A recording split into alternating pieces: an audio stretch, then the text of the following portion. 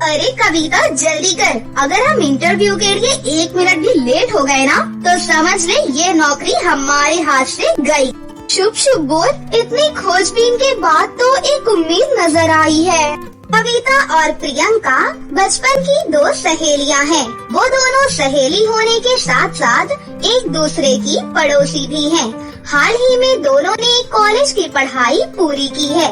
दोनों इंटरव्यू देने पहुंचती हैं, जहां टेबल पर बैठा गुलाब चंद दोनों की डिग्रियां देखकर कहता है, काम तो मिल जाएगा, मगर आप दोनों को एक जैसी पोस्ट मिलना पॉसिबल नहीं है। प्रियंका, आपकी काबिलियत को देखकर मैं आपको कारखाने का मैनेजर नियुक्त करता हूँ। आपके मार्क्स बेस कम है, आप केवल इस कारखाने के वर्कर की काबिलियत रखती हैं। कविता के घर की माली हालत बेहद बदतर थी, इसीलिए वो वर्कर के तौर पर भी काम करने के लिए हामी भर देती है। जी सर, मुझे मंजूर है। तो फिर सैलरी भी अभी बता देता हूँ। प्रियंका, आपकी सैलरी प्रति माह 25,000 होगी और मिस कविता, आपकी पगार 5,000 रुपए होगी। कविता मन ही मन बेहद दुखी थी, क्योंकि दोनों ने एक ही विषय से पढ़ाई की थी, मगर दोनों की डिग्री में कुछ नंबरों के कारण उनके पद में जमीन आसमान का फर्क आ गया। इस फर्क ने दोनों के बीच अमीरी गरीबी की खाई खड़ी कर दी। दोनों हर एक दिन एक साथ कारखाने में आकर अपना अपना काम निपटाया करती थी। देखते ही देखते 1 महीना गुजर गया और दोनों को पगार मिलती है। दोनों पैसे लेकर अपने घर आती हैं, जहां कविता की माँ चंदा कहती है, क्या बात है गुड़िया, तेरा चेहरा पीला क्यों पड़ा हुआ है? पगार नहीं मिली क्या बेटा? पगार तो मिल गई माँ, मगर जहाँ पगार के रूप में मुझे 5,000 रुपए मिले हैं, वहीं प्रियंका को पूरे 25,000 रुपए मिले हैं, मुझसे 5 गुना ज्यादा। बेटिया, सभी के काम और किस्मत अलग होती है, अब ज्यादा मत सोच, जो मिला हमारी किस्मत। फिर अगली सुबह, अरे कविता जल्दी कर, देरी हो रही है। यकायक कविता बाहर आती है। ओह गॉड, आज तो हम ज्यादा ही लेट हो गए। एक काम करते हैं, कैब बुक कर लेते हैं, आधे आधे पैसे डिस्ट्रीब्यूट कर लेंगे, इससे समय से पहुंच जाएंगे। ये सुनकर कविता अपने कदम पीछे करती हुई हिचकिचाकर कहती है, प्रियंका, कैब का किराया देने के लिए मेरी जेब इजाजत नहीं दे रही। 5,000 की पगार घर खर्च चलाने को भी पूरा नहीं पड़ता, तुम जाओ। जहाँ प्रियंका कैब से कारखाने चली जाती है, वहीं बेचारी कविता को कम पगार और चंद सिक्के बचाने के चलते मीलों की दूरी का पड़ाव पैदल ही पार करना पड़ता है। ये पैसे का बल ही था जिसने दोनों के जीवन को अमीरी गरीबी में बदल दिया। हफ्ते महीने और महीने साल भर में बदल जाते हैं। प्रियंका की बेहतर बड़ी पगार से उसका जीवन फर्श से अर्श पर पहुंच जाता है, मगर बेचारी कविता की महीने भर की कमाई पेट पालने में ही चली जाती है, जिसके चलते उसके पास ना तो सेविंग्स होती है, ना ही पगार से एक पैसा बचता है। कुछ समय बाद ही दोनों सहेलियों की शादी तय हो जाती है। प्रियंका कविता को अपने घर पर बुलाती है, जहाँ कविता प्रियंका की तारीफ करते हुए कहती है, अरे वाह प्रियंका, तुमने अपने पोस्ट से अपने घर की काया ही पलटी कर दी। ये तो कुछ भी नहीं है, मेरे होने वाले पति बहुत बड़े बिल्डर हैं। अरे एक बार में लाखों की कमाई करते हैं। वैसे चंदा चाची बता रही थी कि तुम्हारी भी शादी तय हो गई है। क्या करते हैं हमारे होने वाले जीजा जी? उनकी एक किराने की दुकान है और खुद का एक पुराना घर है, जहाँ पूरा परिवार साथ में रहता है। मतलब कि तो शादी के बाद भी एकदम सिंपल सी लाइफ जिएगी। तेरा पास्ट और प्रेजेंट दोनों गरीबी बदहाली में बीता है। अरे कम से कम शादी तो पैसे वाले घर में कर। अरे कौन सी लड़की नहीं चाहती कि उसका पति सेटल्ड हो, मगर अमीर परिवार में बेटी की शादी के लिए अपने पास भी तो कुछ होना चाहिए। मैंने साल भर जितने पगार में काम किया, उससे परिवार चलाना भी बहुत मुश्किल था। ऐसे में अमीर लड़की वालों की लाखों के दहेज का डिमांड कहाँ से आएगा? गुजरते कुछ समय के साथ दोनों सहेलियों की शादी का समय पास आने लगता है। एक शाम प्रियंका कविता के घर आकर कहती है, कविता जल्दी से रेडी हो जा, फिर दोनों एक साथ शॉपिंग पर चलेंगे। शॉपिंग अभी? हाँ अभी, आज ही। अरे बुद्धू, तेरी और मेरी शादी में सिर्फ 2 दिन का समय ही बचा है। अभी से शादी की शॉपिंग करना शुरू करेंगे तो अभी शादी के दिन तक भी कुछ न कुछ छूट ही जाएगा शायद। मगर मेरे पास ज्यादा पैसे नहीं हैं। अरे तो तू थोड़ी खरीदारी कर लेना, कम से कम मुझे शादी की शॉपिंग में कंपनी देने के लिए तो चल। देख, मेरे होने वाले पति ने तो शादी से पहले ही मुझे शॉपिंग के लिए क्रेडिट कार्ड भेजा है। प्रियंका कविता को लेकर एक बड़े से महंगे मॉल में एंट्री करती है, जिसे देखकर कविता मन ही मन कहती है, ये मॉल कितना महंगा है और सामान का दाम तो मानो आसमान छू रहा है। अरे कविता, बता, शादी के बाद ये साड़ी मुझ पर कैसी लगेगी? अरे मगर ये तो बहुत महंगी है। अरे पागल, मेरे पति पैसे वाले हैं, उनका क्रेडिट कार्ड मेरे हाथों में है। ऐसी सैकड़ों साड़ी भी खरीद लूं तो भी कोई फर्क नहीं। होने वाले पति के क्रेडिट कार्ड के कारण प्रियंका बेधड़क होकर सैकड़ों महंगे सामान की शॉपिंग करके कहती है, अरे कविता, तूने तो कुछ खरीदा ही नहीं, तेरे दोनों हाथ एकदम साफ सपाट है। एक काम कर, तू मेरे शॉपिंग बैग्स का बोझ उठाने में मेरी हेल्प ही कर दे। कविता का मन रास्ते भर घंघोर गरीबी के कारण कचुट रहा था और वो कहती है, जानती हो प्रियंका, जितने पैसे से तुमने इस महंगे मॉल में शॉपिंग की है, उतने में गरीब की बेटियों का बड़े ही धूमधाम से ब्याह हो जाता। कविता, अब मैं अमीर घराने की बहू बनने वाली हूँ। जितने की मैंने शॉपिंग की है ना, उससे ज्यादा तो महंगा मेरा लहंगा है। राजीव खुद मेरा लहंगा लेकर आने वाली है। अगले दिन दोनों सहेलियों के ससुराल से उनके शादी के लहंगे आते हैं। पूरा गांव दोनों के लहंगों को देखकर कहता है, अरे दोनों सहेलियों की शादी एक साथ हो रही है, मगर नसीब तो देखो, जहाँ प्रियंका का लहंगा लाखों का है, वहीं बेचारी गरीब कविता का लहंगा उसकी स्वर्गवासी सास की उतरन साड़ी से बना है। नीमा, शादी विवाह किस्मत की बात है। देखना, इन दोनों अमीर गरीब सहेलियों का लहंगा आज शादी की शाम इनका लिबास बदल देगा। कविता, कैसा गरीब ससुराल है तेरा, जो एक नया लहंगा भी ना ले सका।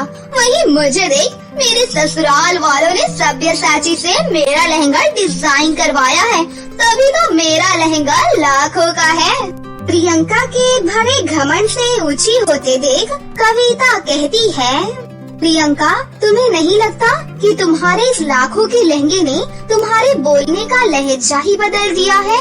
ये लहंगा मेरे लिए मेरी स्वर्गवासी सास का आशीर्वाद है। भले ही तुम्हारे लिए इस लहंगे का मोल 1 पैसे का ना हो, मगर मेरी निगाह में इसकी कीमत लाखों से भी ज्यादा है। शादी के उस रोज के बाद से कविता प्रियंका से दूरियां कर लेती है। दोनों की शादी हो जाती है और वो अपने शादीशुदा जीवन की शुरुआत करती हैं। कुछ महीने की मेहनत से कविता का जीवन फर्श से अर्श पर पहुंचता है। फिर एक शाम, कविता, मैं कुछ लाया हूँ। अजी, क्या लाए हैं? अरे ऐसे नहीं, आंखें बंद करो। कुछ देर के बाद, अब आंखें खोलो। जब कविता आंखें खोलती है तो उसके सामने गुलाब का एक सुंदर सा चमचमाता हुआ लहंगा होता है। अरे, ये गुलाब का लहंगा तो बड़ा ही महंगा लग रहा है। पूरे 5 लाख का पड़ा है। इसमें गुलाब के साथ साथ सोने की तारे जो जड़ी हैं। मगर इसकी जरूरत क्या है? कविता, शादी के समय मेरा बजट बेहद खराब था, इसलिए मेरे पास महंगा लहंगा खरीदने का पैसा नहीं था। इसलिए शादी में तुम्हारा शौक पूरा ना हो सका, मगर तुमने मेरे जीवन में आकर काया पलट कर दी। आज कविता के पास प्रियंका से भी महंगा लहंगा था, मगर फिर भी उसकी आंखें घमंड से चढ़ी हुई नहीं थी, क्योंकि उसके अंदर शौक के साथ सब्र भी था। एक वक्त में जो जीवन प्रियंका ने जिया, आज वो कविता जी रही थी। मगर आज प्रियंका के जीवन का पड़ाव पहाड़ सा हो गया था, क्योंकि उसके अमीर पति का कारोबार कर्ज में डूब चुका था, जिसके चलते उसे अपने लाखों का महंगा लहंगा भी बेचना पड़ा। ये सच है साथियों कि समय बड़ा बलवान है, ये कब क्या कर जाए कोई भी नहीं जानता। फिर क्या, उस दिन के बाद से कविता अपने पति के साथ हंसी खुशी से अपनी जिंदगी जीने लगती है। एक गांव में दिया नाम की एक लड़की अपने माता पिता के साथ रहती थी। दिया के पिता रामपाल एक गरीब मजदूर थे। वो मजदूरी करके अपने घर का गुजारा करते थे। एक दिन दिया की शादी तय हो जाती है। भाई साहब, हमें आपकी लड़की बहुत पसंद है। हमारी तरफ से रिश्ता पक्का समझो, लेकिन हम 1 महीने में शादी करेंगे। ठीक है भाई साहब, हमें भी ये रिश्ता मंजूर है। लड़की वालों के जाने के बाद रामपाल अपनी पत्नी पूनम से बोलते हैं, सुनो, 1 महीने बाद हमारी बेटी की शादी है। हमारे पास तो इतने पैसे भी नहीं हैं कि हम अपनी बेटी के लिए शादी का जोड़ा तक ला सकें। आप सही कह रहे हैं जी, हमें कुछ करना होगा। सुनो, मैं जमींदार से बात करूंगा और उनके यहाँ पर काम करूंगा। इतना कहकर रामपाल जमींदार के पास जाता है। जमींदार जी, अगले महीने मेरी बेटी की शादी है। आप मुझे अपने यहाँ कोई काम दे दीजिए। ठीक है, तू जितना करेगा तुझे उतनी ही पगार मिलेगी। रामपाल खुश हो जाता है। तब से वो रात को भी काम करने लगता है। रामपाल दिन भर खेतों में काम करता था। उसके बाद रात को सामान ढोता था। कुछ दिन ऐसे ही बीत जाते हैं। इतना काम करने के कारण रामपाल की तबीयत अचानक खराब हो जाती है और उसे अस्पताल में भर्ती करना पड़ता है। लेकिन रामपाल के इलाज में उसके कमाए हुए जितने रुपए थे वो सारे के सारे लग जाते हैं। पूनम ये सोचकर बहुत उदास रहने लगी। अब रामपाल काम भी नहीं कर सकते थे। अब दिया की शादी की तैयारी की बात तो बहुत दूर, घर में खाने के लिए भी कुछ नहीं था। माँ, अब मेरी शादी के लिए पैसे कहाँ से आएंगे? मैं शादी में क्या पहनूंगी माँ? बेटा, हम कुछ ना कुछ जरूर करेंगे। ऊपर वाले पर विश्वास रखो, वो हमें रास्ता जरूर दिखाएंगे। मैं कल बड़े बड़े घरों में काम मांगने के लिए जाऊंगी बेटा, सब ठीक हो जाएगा, तू चिंता मत कर। अगले दिन पूनम सोसाइटी में काम मांगने के लिए जाती है। उसे वहाँ पर नौकरानी का काम मिल जाता है। पूनम थोड़ा बहुत पैसा कमा पाती थी और उससे वो अपने पति की दवाइयाँ और घर के खाने पीने का खर्चा चला रही थी। ऐसे ही कुछ दिन बीत जाते हैं और दिया की शादी का दिन अब पास आने लगता है। माँ, कुछ दिनों बाद मेरी शादी है और अभी तक मेरी शादी के लिए लहंगा तक नहीं आया है। माँ, पूनम की शादी का एक कड़ा रखा हुआ था। पूनम सोचती है, मैं उस कड़े को बेच देती हूँ, उससे थोड़ा बहुत पैसा जरूर आएगा, जिससे मैं अपनी बेटी के लिए एक लहंगा चोली खरीद पाऊंगी। ये सोचकर पूनम उस कड़े को बेच देती है और उसके बदले उसे थोड़ा सा पैसा मिल जाता है। चल बेटा, मेरे पास कुछ पैसे हैं, मैं तुझे इससे लहंगा चोली दिलाकर लाती हूँ। ये सुनकर दिया बहुत खुश हो जाती है। फिर दोनों माँ बेटी दुकान में लहंगा चोली लेने जाते हैं और बाजार में एक दुकान पर पहुँच जाती हैं। जी भाई साहब, ये लहंगा कितने का है? ये 10,000 का लहंगा है बहन जी। भाई साहब, दुकान का सबसे सस्ता लहंगा कितने का होगा? बहन जी, हमारी दुकान में 5,000 से कम का लहंगा है ही नहीं। भाई साहब, मेरे पास बस 2,000 रुपए हैं। मेरी बेटी की शादी है कुछ दिनों में, क्या आप मुझे एक लहंगा उधार दे सकते हैं? अरे जाओ जाओ यहाँ से बहन जी, मेरी दुकान पर उधार की कोई चीजें नहीं मिलती। दोनों माँ बेटी दुखी होकर उस दुकान से बाहर आ जाती हैं। वो सारी मार्केट घूम लेती हैं, लेकिन उन्हें कोई भी सस्ता सा लहंगा नजर ही नहीं आता। फिर दोनों माँ बेटी दुखी होकर अपने घर वापस आ जाती हैं। क्या हुआ पूनम, मेरी बेटी के लिए लहंगा चोली नहीं लेकर आई? पूनम रामपाल को सारी बातें बताती है। ये सब मेरी वजह से हो रहा है। मैंने अपनी बीमारी पर सारे पैसे खर्च करवा दिए। मेरी बिटिया के लिए अब कुछ नहीं बचा। अब हम क्या करेंगे? कोई बात नहीं पिताजी, आप बस ठीक हो जाइए। मेरे लिए वही बहुत है। शादी तो फिर कभी हो जाएगी पिताजी। ऐसे ही कुछ दिन और बीत जाते हैं। अब शादी के लिए सिर्फ एक दिन बचा हुआ था। दिया का अभी तक लहंगा चोली नहीं आया था। घर में सभी लोग बहुत उदास बैठे थे। उनको समझ नहीं आ रहा था कि आखिर क्या करें। तभी दरवाजे पर एक फकीर साधु बाबा आते हैं। भिक्षा दो बेटी और अपनी मनोकामनाएं पूरी करो। दिया दौड़ती दौड़ती बाहर आती है और साधु के लिए खाना लाती है। बाबा जी, हमारे पास पैसे नहीं हैं। ये थोड़ा सा खाना है, आप यही खा लीजिए। बाबा खाना खा लेते हैं और बोलते हैं, बेटी थोड़ा सा पानी मिलेगा? दिया बाबा के लिए पानी लेकर आती है। तभी बाबा बोलते हैं, बिटिया तुम इतना उदास क्यों हो? दिया बाबा को अपनी सारी समस्या बता देती है। फिर बाबा दिया को छोटा सा बक्सा देते हैं। ये लो बिटिया, इस बक्से को कल अपनी शादी के दिन ही खोलना। इतना कहकर बाबा वहाँ से चले जाते हैं। आज दिया की शादी थी और अभी तक घर में कोई भी तैयारी नहीं हुई थी। दिया को बाबा की कही हुई बात अचानक से याद आ जाती है। दिया दौड़कर बक्से के पास जाती है और बक्सा खोलती है। तभी उस बक्से में से एक बहुत ही सुंदर सा लहंगा निकलकर बाहर आता है। दिया वो देखकर काफी खुश हो जाती है और भागी भागी अपनी माँ के पास जाती है। माँ, ये देखो मेरा लहंगा चोली। बेटा, तुम ये कहाँ से लाई? दिया अपनी माँ को सारी बात बताती है।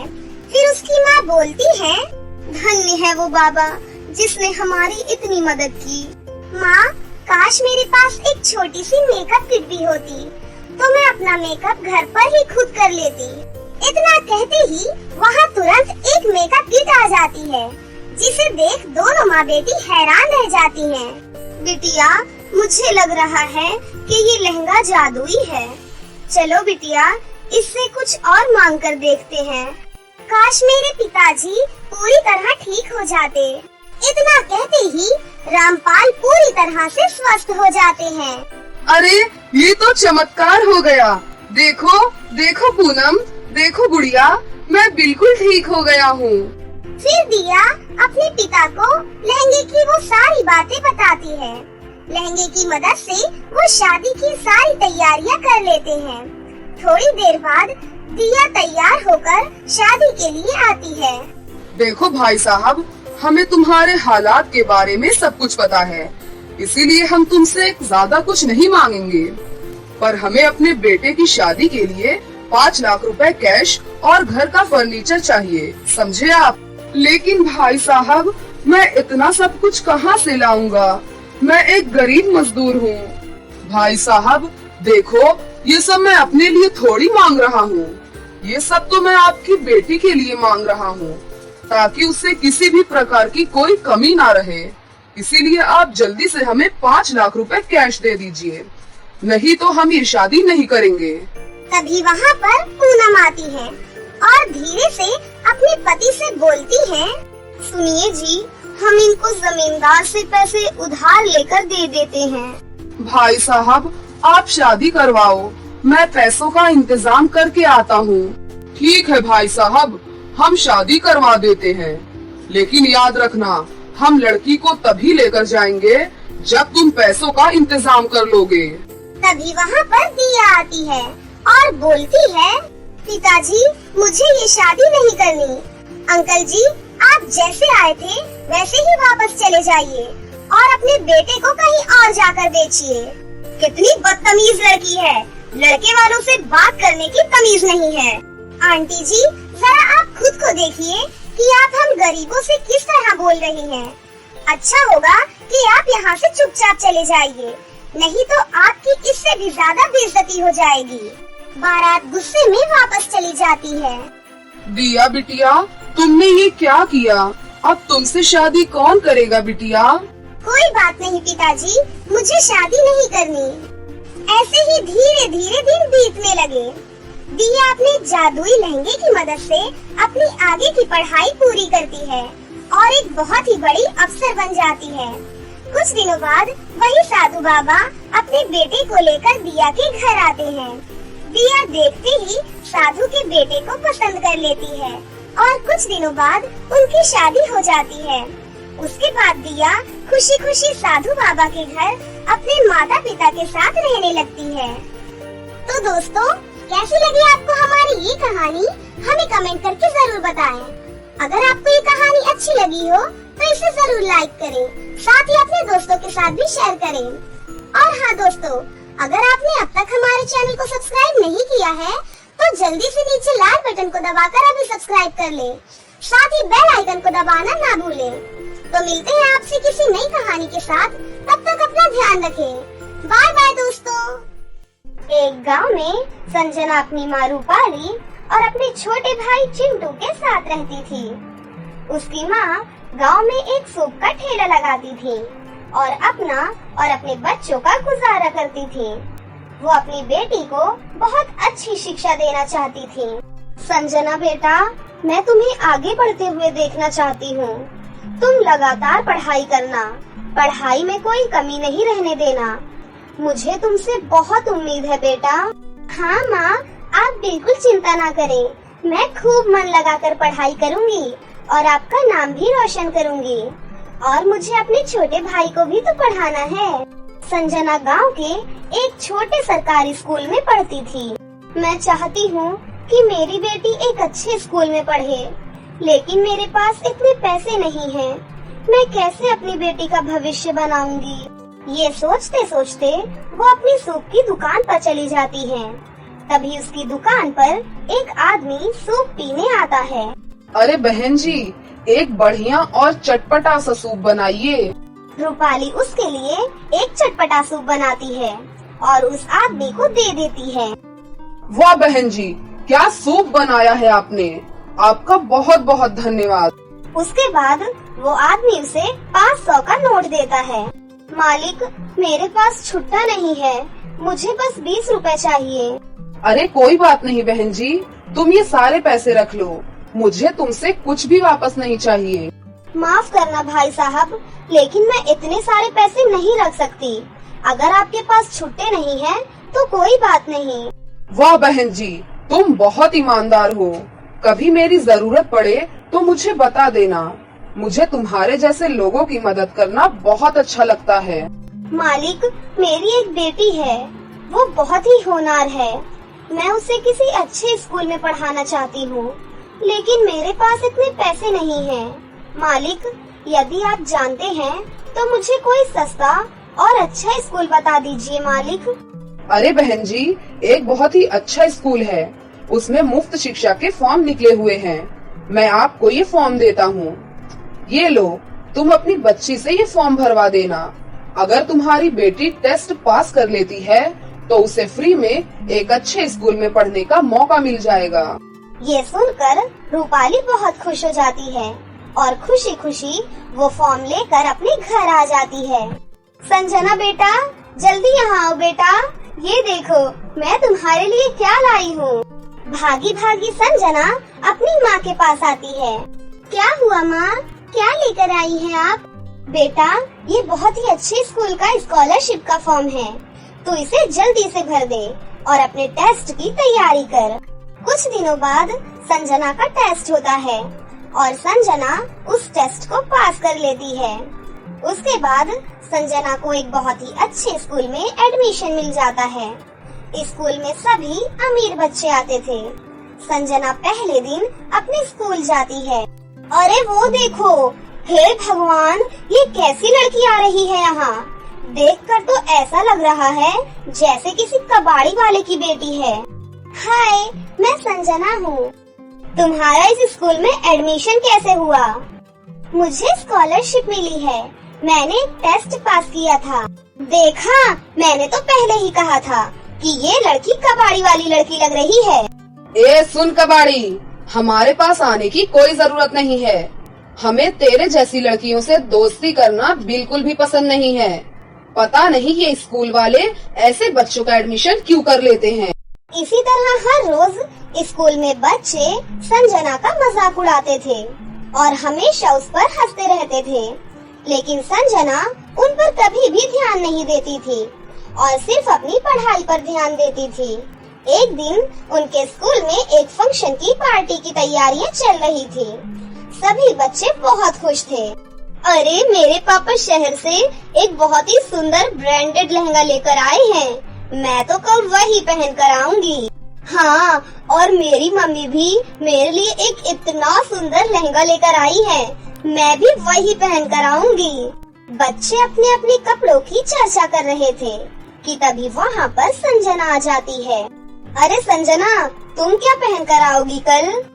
अरे तू इससे क्या पूछ रही है, ये तो भिखारन है। इसके स्कूल की ड्रेस तो इतनी गंदी और फटी पुरानी होती है, ये कौन से नए कपड़े पहनकर आ सकती है। ये सुनकर सभी बच्चे जोर जोर से हंसने लग जाते हैं। संजना दुखी होकर अपने घर चली जाती है। क्या हुआ बेटा, आज इतनी परेशान क्यों हो? माँ, कल से मैं स्कूल नहीं जाऊंगी। क्या बात है बेटा, ऐसा क्या हुआ? माँ, कल स्कूल में एक फंक्शन का सेलिब्रेशन है, सभी बच्चे अच्छे अच्छे कपड़े पहन कर आएंगे। अगर मैं अच्छे कपड़े पहनकर नहीं गई तो सभी लोग मुझ पर हंसेंगे। नहीं बेटा, तू बिल्कुल चिंता मत कर, मैं तेरे लिए बहुत अच्छा लहंगा सिलूंगी। नहीं माँ, आपको भी पता है ना घर का सिला हुआ लहंगा कैसा होता है, मेरा बहुत मजाक उड़ाएंगे सब। लेकिन संजना की माँ अपने पुराने कपड़ों से एक लहंगा बनाने लगती है। रात को लहंगा सिलते हुए उसकी उंगली कट जाती है। अरे मेरी आवाज सुनकर तो बच्चे उठ जाएंगे। मैं एक काम करती हूँ, यहाँ से ऊपर चली जाती हूँ। वो छत पर जाकर जोर जोर से रोने लगती है। तभी वहाँ पर सौम्या नाम की एक परी आ जाती है। अरे क्या हुआ, तुम रो क्यों रही हो? मेरी उंगली कट गई है। कल मेरी बेटी के स्कूल में एक फंक्शन है। अगर मैं अपनी बेटी के लिए एक ड्रेस तैयार नहीं कर पाई तो मेरी बेटियां कल क्या पहन कर जाएगी। सभी बच्चे उसका बहुत मजाक उड़ाएंगे। सौम्या परी अपने जादू से एक जादुई सोने का लहंगा प्रकट करती है। ये लो, ये जादुई लहंगा है, तुम ये लहंगा अपनी बेटी को दे देना। इतना कहकर परी वहाँ से गायब हो जाती है। फिर अगले दिन, बेटा संजना, उठो बेटा, स्कूल के लिए तुम्हें तैयार भी होना है। नहीं माँ, मुझे स्कूल नहीं जाना। अरे बेटा, एक बार अपना लहंगा तो देख ले। लहंगे का नाम सुनते ही संजना फटाफट से उठ जाती है और अपने सामने इतना सुंदर लहंगा देखकर बहुत खुश हो जाती है। अरे वाह, इतना सुंदर लहंगा है, कहाँ से लाई आप माँ? वो सब मैं तुम्हें बाद में बताऊंगी। तुम जल्दी से अपने स्कूल के लिए तैयार हो जाओ। संजना अपना सोने का लहंगा पहनकर स्कूल पहुँच जाती है। सभी लड़कियाँ संजना को देखती रह जाती हैं। उन्हीं में से एक लड़की जिसका नाम सोनी था, वो संजना से बोलती है, तुम इतना सुंदर लहंगा कहाँ से लेकर आई हो संजना? मुझे सब पता है, तुम्हारी माँ तो सूप वाली है ना, वो तो तुम्हें सिंपल लहंगा भी नहीं दिला सकती। हम गरीब हैं, तो क्या हम लहंगा नहीं खरीद सकते? और मैं तुम्हें क्यों बताऊं कि ये लहंगा मैं कहाँ से लेकर आई हूँ? सभी लड़कियाँ संजना के लहंगे की तारीफ करती हैं। ये देखकर सोनी बहुत गुस्सा हो जाती है। स्कूल के बाद सोनी अपने घर जाती है और अपने पिता जेठालाल को सारी बातें बताती है। जेठालाल गुस्से में संजना के घर पहुंच जाता है। अरे ओ रूपाली की बच्ची, बाहर निकल। रूपाली बाहर आती है। क्या हुआ सेठ जी, आप इस तरह चिल्ला क्यों रहे हैं? अरे तू अपनी बेटी के लिए सोने का लहंगा खरीद रही है, मेरा उधार उतारने के लिए तेरे पास पैसे नहीं है। मैं तो सोचता था कि बेचारी विधवा है, कोई बात नहीं, धीरे धीरे मेरे पैसे दे देगी। सेठ जी, मैं आपके सारे पैसे दे दूंगी, लेकिन अभी मेरे पास कुछ भी नहीं है सेठ जी। यदि तेरे पास कुछ भी नहीं है तो अपनी बेटी के लिए सोने का लहंगा कहाँ से लेकर आई? कहाँ से उसे इतने महंगे स्कूल में पढ़ा रही है और मुझे बोल रही है कि मेरे पास पैसे नहीं है। तूने अपने घर के कागज मेरे पास गिरवी रखे हुए हैं।